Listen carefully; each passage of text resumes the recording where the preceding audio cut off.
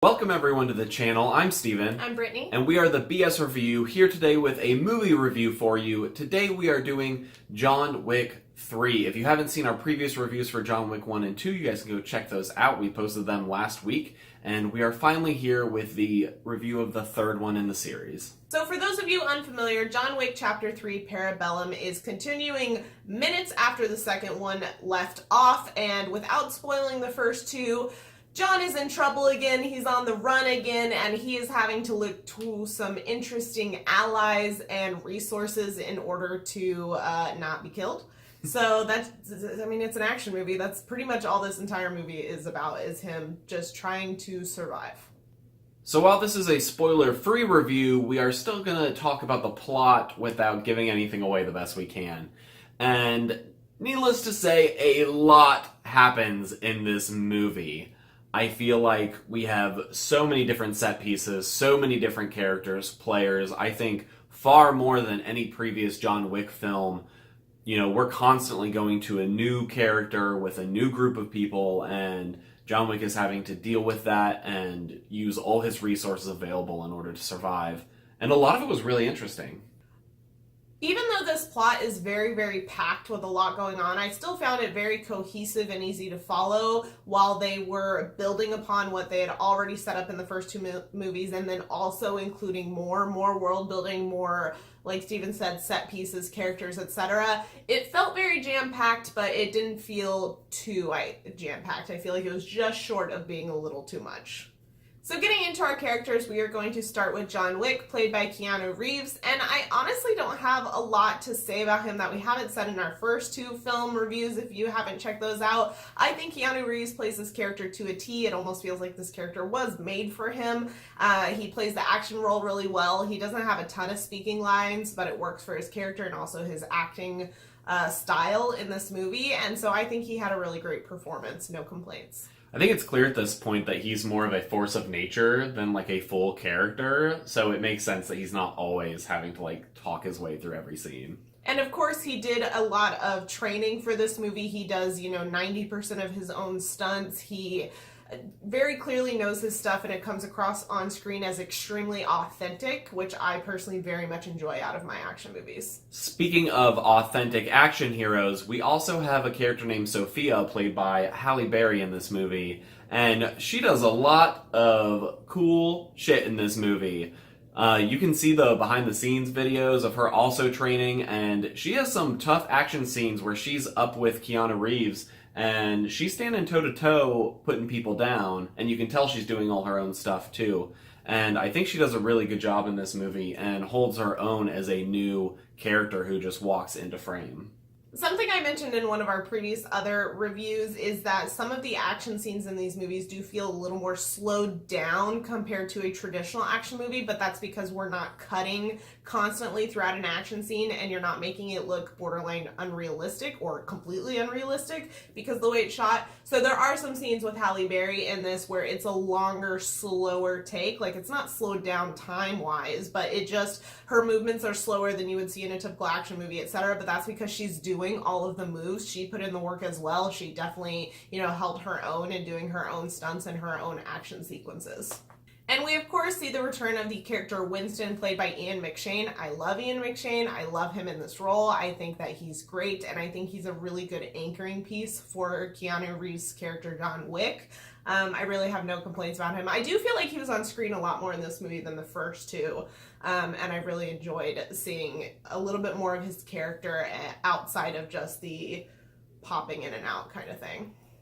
And then we also have a new player called the Adjudicator, played by Asia Kate Dillon, and they do a good job in this too. I feel like they have a really good commanding presence on screen. I think it's pretty cool that we're seeing one of the only representations, I feel like, in big films of a non-binary character played by a non-binary actor, and I think they do a really good job. I almost wish that we saw some some action or something to really cement how serious of a character they are, because they had a lot of words, and sometimes I wish that was backed up with some physicality, but I still enjoyed the character, and I think it presents a lot of interesting lore tidbits, and I think will determine a lot of where the series is going to go.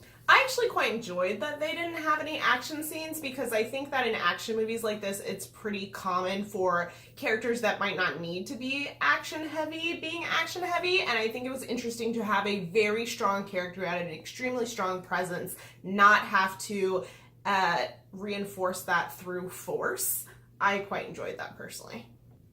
Now, of course, with any action movie, we want to discuss the actual action, which we've already touched on a little bit based on characters, but we wanted to expand a little bit more. I think that the action scenes in this movie definitely took it to the nth degree. They have completely outdone themselves in every iteration of this series, and I think that they continue to push the limits and do interesting things and come up with new scenarios. Like, there's a whole sequence with horses in this, which made me very nervous at first, because I'm like, don't hurt the horses. But it was very clear during these scenes that they took precautions and were very gentle with their horse actors, which I really liked and enjoyed. It was pretty clear to me as a viewer that they were taking proper safety procedures, and it looked badass.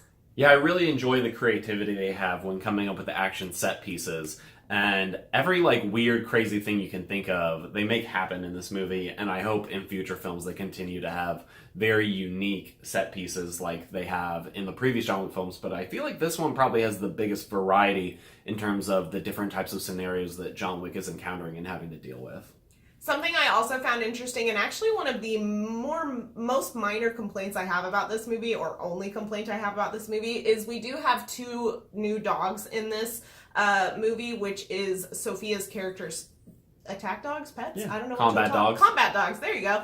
And it's two German Shepherds. They're in the trailers. They look real cool. And I did really enjoy the action sequences with the dogs. However, they did feel a little off to me in some pieces, because from what little I know about dog combat training, Steven knows a lot more than I do, just based on like other stuff he's looked into. Some of it was a little unrealistic for me and took me out of the movie a little bit, but I still think it was really cool and innovative how they used them and put them in. I'm really glad they did, even though it didn't quite feel as authentic as some of the other stuff.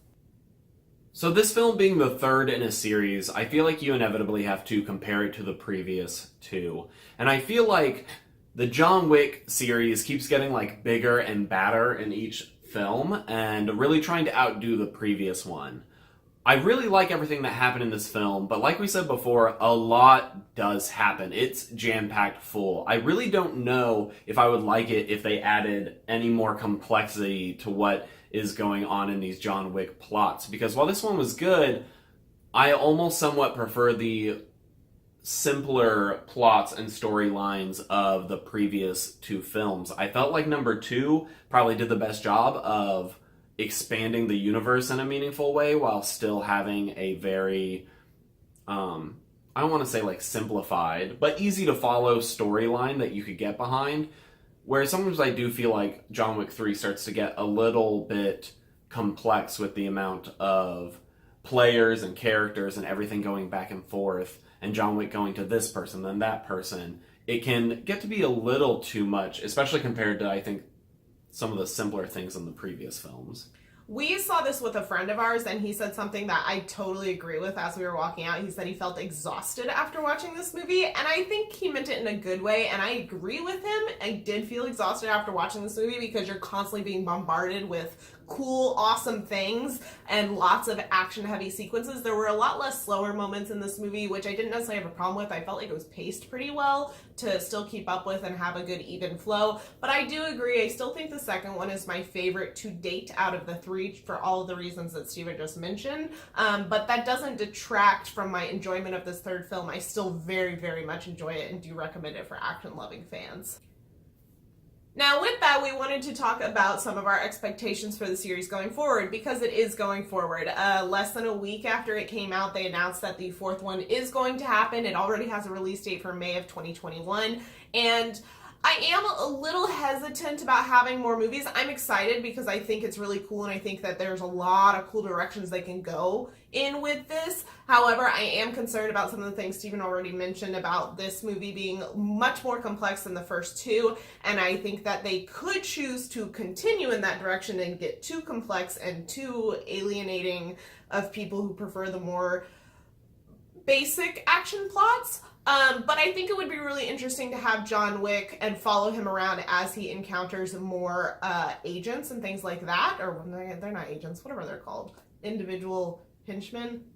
Whatever. I think it would be interesting to be introduced to more of them like we did with this movie. We definitely got to see more players in this movie, and that would be something I would be interested in seeing. I also want to know more about the High Table, because we got a little bit more of that in this movie, but I'd like to see more.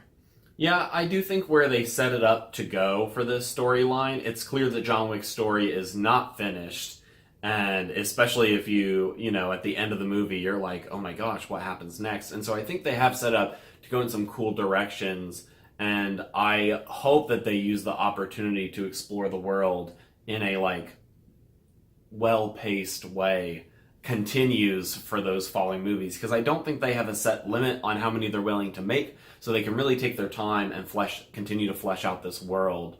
And I'm excited. I like these movies a lot. I think they're like top tier action movies, and I will always go see them. I'm also interested to see what other big names in Hollywood that they bring in for these movies as fun little side characters. We got Halle Berry in this movie, and we also got Angelica Houston, which we didn't mention earlier, but she was a small bit cameo that expanded John's backstory and etc. And I really enjoyed her performance and her character, even though she was only briefly in the movie. So I'm interested to see what other actors and actresses we get plopped into this world as we go.